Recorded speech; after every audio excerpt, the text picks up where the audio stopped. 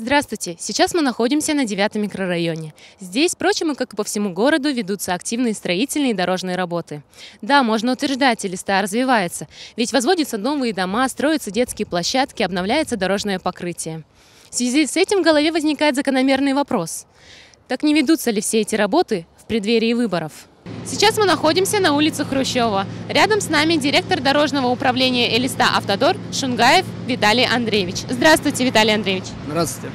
Первый вопрос. Правда ли, что все дороги ремонтируются в преддверии выборов? Дорожные работы в городе ведутся уже 2016 года, продолжались в 2017 году и ведутся в этом году, в 2018, в рамках программы, утвержденной постановлением правительства Республики Калмыкия. Поэтому говорить о том, что они связаны с выборами, мы никак не можем. Ручаетесь ли вы за качество работы? Качество работ будет удовлетворительно, мы ручаемся. Они обозначены в контракте. В течение 5 лет мы гарантируем качество дорог. Когда планируется завершение? Согласно контракта, завершение работ планируется в конце октября этого года. Какие ведутся работы в данное время? На данном участке мы демонтировали старый бордюрный камень, заменили его новым бордюрным камнем, укрепили, провели фрезерование старого асфальта и готовим полотно к асфальтированию первого выравнивающего слоя. Возможно, есть какие-то небольшие проблемы с сложными участками дороги? Самый сложный участок дороги по улице Хрущева находится слева от нас. Так называемый провал. Мы планируем его выровнять. Кстати, Виталий Андреевич, а что насчет тротуаров? Проектом предусмотрено строительство тротуаров по обеим сторонам дороги Хрущева, начиная от памятника исхода и возвращения и заканчивая до улицы Клыкова шириной 2 метра. Эти дорожки будут изготовлены с учетом интересов маломобильной группы населения, съезды под них и под велосипедистов. Сейчас мы находимся в нашумевшем парке «Дружба». Всем известно, какие недостатки были выявлены после открытия этого парка в прошлом году. Пролить свет на эти события нам поможет руководитель Общероссийского народного фронта в Республике Калмыкия Батыр Сергеевич Миргульчиев. Батыр Сергеевич, так что же случилось в 2017 году? В 2017 году, как вы все знаете, по программе формирования комфортной городской среды было благоустроено 10 дворов и вот наш парк «Дружба». В единственном в республике развлекательном парке сезонно немноголюдно. Однако с наступлением теплых деньков горожане по достоинству оценят заметные перемены. Это и велосипедные дорожки, и новая танцевальная площадка. По словам главы администрации Элисты, это лишь малая часть масштабного проекта. Реконструкция объекта стала возможной благодаря участию степной столицы в федеральной программе «Комфортная городская среда». К сожалению, так случилось, что парк благоустраивали в самый последний момент, получается, последние дни 2017 года. А сдача его была буквально там в последних числах декабря, это где-то 30-31 декабря. Почему так получилось, что не было с нашей стороны какого-то критичного комментария или какой-то критичной позиции? Почему? Потому что в прошлом году, когда благоустроили парк, это был конец года, получается, потом новогодние каникулы. После того, как появилось это скандальное видео, мы не стали даже больше что-либо предпринимать. Почему? Потому что общественный мониторинг состоялся, то есть это видео. Элиста, парк «Дружба», Республика Калмыкия. Перед нами вход в парк «Дружба». Какие-то убогие, страшные лавочки. Они открывают это, они дают это людям, они гордятся тем, что они сделали. И комментарии многочисленные в постах в социальных сетях, они послужили тем же мнением граждан, которые они проявили, высказав свое негативное отношение к такому вот благоустройству. Вот, например, возьмем эти скамейки. Трудно что-то сказать, потому что, на мой взгляд, на них абсолютно неудобно сидеть. Они под таким острым углом установлены, что, и, мне кажется, даже и небезопасно. Большие претензии были по покрытию. Вот эти работы, которые мы сейчас наблюдаем, это подрядчик в рамках своих гарантийных обязательств исправляет свои прошлогодние так называемые косяки, делает это уже на более другом качественном уровне.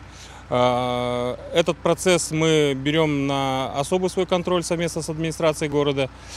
Будем контролировать, и если что-то не так, будем об этом трубить во всеуслышание. Сидя на этих крайне неудобных скамейках, конечно, мы не могли не обратиться к главе администрации города Элисты Акону Валерьевичу Нахашкиеву по поводу благоустройства города и парка «Дружба». Здравствуйте, Акон Валерьевич. Здравствуйте. Расскажите, пожалуйста, о ситуации в парке «Дружба». В 2017 году мы благоустраивали наш парк «Дружба» по программе благоустройства общественных территорий, общественных пространств на 19 миллионов рублей и по программе «Парки малых городов» порядка 2 миллионов рублей. Сейчас те работы, которые ведутся в парке «Дружба» по замене асфальтного покрытия, по замене всех лавочек, это гарантийные обязательства подрядчика, который производил эти работы. Соответственно, администрации города Элисты были направлены претензионные письма еще в начале года, которые вот сейчас как раз-таки пришли к выполнению своему. И подрядчик начинает исправлять те работы, по которым были претензии у администрации. То есть это полная замена асфальтного покрытия, всех лавочек, те зеленые насаждения, которые были посажены подрядчиком и не прижились, они были также заактированы, также их выкопали, отдали подрядчику, он их увез, и, соответственно, осенью этого года он должен также посадить эти зеленые насаждения. В принципе, все эти работы ведутся в рамках гарантийных обязательств подрядчикам за свои средства, и ни одного рубля из муниципального, либо республиканского, либо федерального бюджетов в устранении всех этих изъянов не принимают. То есть, соответственно, это все за счет денег данного подрядчика. У нас ни для кого не секрет, что сейчас возбуждено уголовное дело по работам, которые проводились в парке «Дружба». И почему именно эти работы по гарантийным обязательствам начались только сейчас, буквально, да, там, в течение августа и июля месяца? Потому что при возбуждении уголовного дела были изъяты все документы, все компьютеры, на которых производилась работа, и, соответственно, это немножко нам, немножко было проблематично вести переписку, вести претензионную работу с данным подрядчиком, потому что у подрядчика не было этих документов, у нас не было документов. Но я понимаю, что у полиции это их работа, поэтому как бы тут без каких-либо вопросов. Но вот у нас это усложнило, и из-за этого мы много времени на этом потеряли. Но претензионную работу мы еще начали с начала нашего года. Просто вот сейчас только подрядчик начал это исправлять, но я думаю, что в ближайшее время все это исправят, мы забудем эти проблемы, и все он выполнит, и асфальт уже будет нормального качества, и лавочки поменяют, и зеленые насаждения осенью также будут произведены. И мы все помним входную группу, фотографии социальных сетей по входной группе. Входная группа в первую очередь была заменена на ту, которая должна была быть изначально. И вот претензии, которые мы писали по началу года, как раз таки вот в самом начале подрядчик начал делать данную входную группу. Кстати, о входной группе. Сегодня мы были в парке «Дружбы» и уже наблюдали вырванную плитку. Это что, так построил подрядчик? Нет, по входной группе подрядчик построил ее нормально, качественно. Про то, что вы говорите, про данную сломанную плитку, вырванную, это уже в рамках уголовного дела проводилась экспертиза всех строительных работ. Ну и, соответственно, эксперты, которые приезжали, они эту плитку, ну не знаю, вот, скорее всего, вырвали, да, они ее убрали для того, чтобы посмотреть, сделать экспертизу основания данных столбов. Ну, помимо этого, если вы заметили, там отсутствуют на тротуарных дорожках пешеходных, да, которые выложены также из плитки, нету плиток. Также есть вырезки в асфальтном полотне. Это все дело экспертиза судебная, которая приехала посмотреть и осуществить замеры для того, чтобы сделать потом экспертную оценку, были работы проведены надлежащим образом или нет. Поэтому в рамках гарантийных обязательств мы данную плитку сделать не сможем, то есть писать подрядчику, чтобы он устранил, потому что это не из-за того, что он некачественно сделал. Да? Ну, задание дадим нашему управлению городского хозяйства, чтобы эту плитку снова подобрали и уже наклеили, потому что тут как бы никаких вопросов нет. Следственные органы производили свои действия, да, это их работа, к ним претензий нет. Ну а подрядчик изначально сделал эти ворота качественно, поэтому тоже как бы не по его вине эту плитку оторвали, и она там упала или треснула или еще что-то. Поэтому ну, своими силами уже, я думаю, что эту плитку заделаем. Ну и асфальтное полотно, где были вырубки, тоже все исправим, сделаем, потому что как бы я понимаю, что следственные органы производили свою работу, но мы так оставлять тоже после них не можем. Сегодня мы были на улицах Кирова, Хрущева, видели ход работ. А где еще будет производиться ремонт? У нас в этом году производится ремонт по улице Хрущева, по улице Кирова. Два отрезка улицы Кирова, это от Толстого до Лермонтова. У нас есть, в принципе, перечень улиц, которые нужно отремонтировать. Это самые кричащие улицы, это улица Сухобатора, улица Джангара, улица 27-й армии, улица Хомутникова, проспект Чинкушова в две стороны, улица Герасименко, улица Осипенко. Мы будем делать все эти улицы, и не только эти, да, все дорожное полотно, в принципе, в городе Элисте нам нужно заменить. В зависимости от того, сколько в 2019 и в последующих годах будут приходить денежных средств на ремонт дорог, соответственно, по приоритету мы и будем ставить данные улицы. Потому что каждую улицу перед началом работ мы обсуждаем. Обсуждаем, где больше всего идет загрузка. Какая из этих улиц требует первоочередного ремонта. Будем говорить по приоритетности данных улиц, по проходимости, по загруженности их. Соответственно, когда будут посчитаны проектно-сметные документации по ремонту этих всех улиц, и мы будем знать, сколько у нас денег по 2019, 2020, 2021 годам, соответственно, мы и будем перераспределять данные улицы в этой последовательности. Помимо этого, у нас очень большая проблема. Мы сейчас говорим о ремонте существующих дорог. А у нас очень большая проблема по строительству новых дорог, то есть там, где дорог никогда не было. Это южные районы, северо-западные районы. Это те жилые массивы, которые десятилетиями не видят твердого дорожного покрытия. И вот сейчас ведутся переговоры, по крайней мере, информация поступила, что в следующем году мы с федерального бюджета получим деньги именно на строительство новых дорог.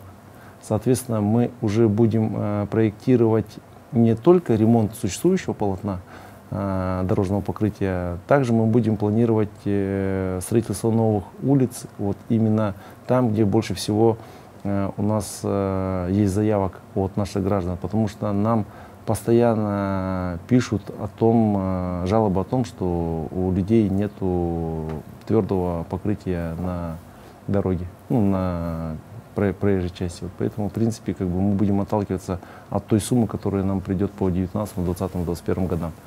Но в любом случае мы в 2016, 2017 и 2018 году сделали очень много дорожных работ по уже существующим дорогам. И если не все автолюбители, я надеюсь, поддерживают, да, то, что у нас с дорогами в городе Элисте за последние 3 года стало намного лучше, чем за последние 20 лет. Поэтому мы будем стремиться, у нас программа расписана до 2021 года, и все перечень улиц. Для того, чтобы понять, какие улицы мы будем ремонтировать, мы вообще должны ремонтировать все улицы в городе. Не только центральные, не только Ленина, Клыкова, не только Сухобатора, там, где проезжает больше всего машин. У нас есть, будем говорить, первостепенные улицы, улицы второй и третьей очереди. Поэтому мы, в принципе, должны с течением времени отремонтировать все улицы. Те, которые находятся, будем говорить, в спальных районах, те улицы, которые находятся, может быть, на окраине города, но в любом случае там живут наши жители, поэтому все эти улицы мы обязаны отремонтировать. Будем стремиться к тому, чтобы 100% дорожного полотна существующего отремонтировать. Ну и если будут деньги поступать с федерального бюджета, будем строить новые дороги. В интернете широко обсуждалось изображение памятников культуры на этикетках алкогольной продукции. Каково ваше мнение как гражданина на этот счет? Вы знаете, я сам не видел изображения на алкогольной продукции данных картинок, но я думаю, что это вопрос морали, скорее всего. То есть у нас есть более достойная продукция наших ремесленников, да, нашей республики, на которых мы можем эти изображения печатать, нежели это будет там алкогольная продукция, табачная или все остальное. Если мы возьмем нынешнее законодательство, то мы увидим, что на пачках сигарет там сейчас наклейки всяких болезней разных, да? Рак, туберкулез, там еще какие-то, и там очень страшные наклейки. То есть человек, который берет пачку сигарет, он должен понимать, что это зло. Соответственно, если будет на алкогольной продукции печататься такие же изображения, я думаю, что человек, который относится к себе с уважением и беспокоится за свое здоровье, скорее всего, он сначала подумает, стоит ему выкуривать эту сигарету и пить этот алкоголь или нет. Ну, наши культурные памятники, наверное, должны печататься на детских тетрадях, на рюкзаках, на какой-то сувенирной продукции, но никак не алкогольной. Но тут, наверное, нужно больше призывать к самому производителю данной продукции о том, что все-таки, печатая нашу культуру на алкогольных бутылках, там, наклейках, я не знаю, на пачках сигарет, он, ну, во-первых, наверное, все-таки унижает самого себя. И потом мы понимаем, что эта вся продукция будет валяться на полу, в урнах мусорных, везде. Поэтому я думаю, что как бы это не есть хорошо. А там уже сугубо моя личная точка зрения. То есть законом не предусмотрено наказание? Ну, сейчас не готов ответить. Можно подключить юридические службы и посмотреть. Потому что мы все знаем, допустим, что надпись «Россия» на зданиях, на товарной продукции — это как бы брендирование уже. Это товарный знак, за который нужно заплатить. Если наши культурные памятники не являются товарным знаком, скорее всего, юридически он это может делать. Поэтому я и сказал, что это, скорее всего, больше к норме морали относится. Но сейчас с точностью ответить не могу. Я могу этот вопрос задать нашим юристам, которые этот вопрос изучат и скажут, имеет право или не имеет. Но в принципе, как бы, если эти памятники не имеют товарного знака, то, скорее всего, может.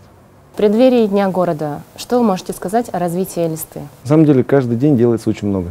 Предстоит сделать еще больше работ. Город Элисту нужно благоустраивать, делать комфортные зоны для жизни, для того, чтобы наши горожане могли ежедневно детей в садики водить, в школы, ездить на транспорте, для того, чтобы могли вечером выйти с семьей и просто погулять. Опять же, ездить на своих машинах и отдыхать, время проводить с семьей в выходные. По благоустройству Элисты нужно сделать очень много. У нас то, что мы сейчас озвучивали, ремонт дорог, обустройство парковых зон, ремонт общественных территорий всех, мы все это делаем для того, чтобы наша Элиста преобразилась. В этом году мы постараемся сделать 7 пристроек для ясельных групп. Это опять же делается для наших элистинцев. Мы все помним, что у нас построилась новая школа на 1000 мест. И также мы планируем в следующем году, в последующих 19-20 годах, планируем построить в Южном районе такую же школу. Но уже, может быть, на 800 мест, в зависимости от потребностей. У нас есть планы с республиканским правительством построить ледовый дворец на 7-м микрорайоне, место, под которое мы уже выделили. Также у нас помогаем всем нашим предпринимателям, которые открывают новые места для наших элистинцев, для того, чтобы они могли время провести своей семьей. Например, вот в парке Дружба открылся веревочный городок. Мы данному предпринимателю помогали подсоединяться к сетям. Были вопросы, которые мы вместе с Министерством экономики решали, с Министерством земельных и имущественных отношений, для того, чтобы этот предприниматель мог как можно быстрее и комфортнее все это сделать и благоустроить эту зону для наших палестинцев. Наша задача сделать благоприятную среду для наших предпринимателей, для того, чтобы они развивали как раз таки вот такие досуговые центры, как веревочный городок. Если это будет вопрос строительства очередного ресторана, пивнушки какой-нибудь или там какого-то магазина, естественно, да, тут мы уже не то что помогать не будем, тут будет идти все в русле законности, как полагается по закону, да, в эти регламентные сроки и будут все делаться.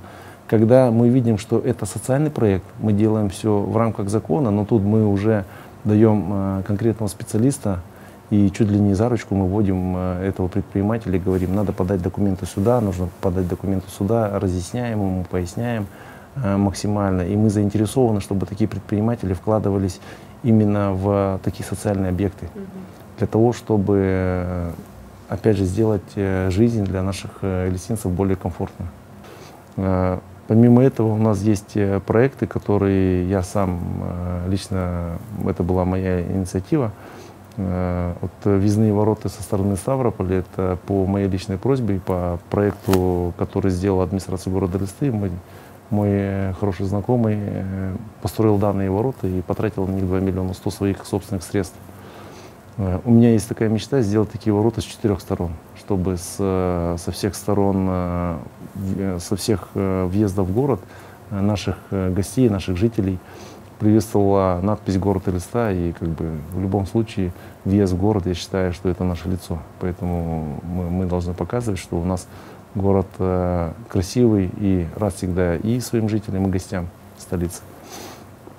По благоустройству, по озеленению города мы сейчас получили в этом году 3 единицы техники. Еще у нас мы должны получить порядка 8 единиц техники именно для городского зеленого хозяйства, который будет благоустраивать все наши пешеходные дорожки, заниматься уборкой, и наш город будет озеленять. По транспортному сообщению в конце августа, вот буквально на днях, завтра-послезавтра, глава республики будет вручать 15 новых автобусов, ПАЗов, которые также выйдут на наши маршруты для того, чтобы наши горожане меньше стояли на остановке, для того, чтобы там, где у нас жалобы поступают, это в основном южно-северо-западный район, поселок Аршань, Салын, там, где люди не могут уехать, чтобы у нас было больше транспорта республиканского, который будет осуществлять именно перевозки на тех маршрутах, где оно необходимо. Может быть, это будет коммерчески невыгодный маршрут, но зато жители уже не будут стоять на остановках по полчаса, потому что мы транспортное сообщение расписываем с учетом этих 29 автобусов. У нас 14 существующих и 15 новых, которые пришли. Мы их в первую очередь расписываем там, где есть потребность, где есть заявления наших жителей. Поэтому будем благоустраивать всеми силами. И хотел бы обратиться к нашим горожанам. Мы каждую весну выходим на субботники. Выходим на субботники, вся администрация, все наши учреждения, все наши общественные организации выходят. И замечаем то, что там, где мы убираем мусор, то буквально через неделю, через 2 недели там обратно снова становится грязно. Но я не думаю, что на 8-м микрорайоне ссорят жители с 1-го микрорайона. Или на Южном районе жители центральной части города приезжают туда, чтобы бросить мусор. Скорее всего, это делают сами жители, которые живут непосредственно там. Вот, знаете, постоянно есть пословица, постоянно к которой я прибегаю: чисто не там, где убирают, чисто там, где не ссорят. Вот к нашим жителям хотел бы обратиться, чтобы они наши памятники, наши лавочки, наши зеленые насаждения, наши фонарные столбы, зону возле дома, чтобы они оберегали и убирали ее. Сами ничего сложного нету, выйти, убрать возле своего подъезда, возле своей личной площадки или за своим забором траву покосить. Не зазорно покрасить свой собственный забор или крышу своего дома для того, чтобы облик города был более презентабельный. Я считаю, что если мы будем своих детей учить не мусорить, то, соответственно, мы эту культуру будем прививать им с юных лет. Поэтому, к сожалению, если мы будем в соревновательном процессе соревноваться будем, кто быстрее, наши жители насорят или мы уберем, то мы однозначно проиграем. Поэтому хотел бы обратиться к каждому, наверное, все-таки жителю и гостю столицы, чтобы у нас хотя бы просто не мусорили и не занимались вредительством. Тогда мы сможем вместе нашу Элисту благоустроить, и она будет всегда красивая. Ну что ж, друзья, вот об этом мы и хотели вам рассказать. Что сейчас происходит в городе, какие работы ведутся для его благоустройства. А с вами был медиахолдинг «Бумба». До новых встреч!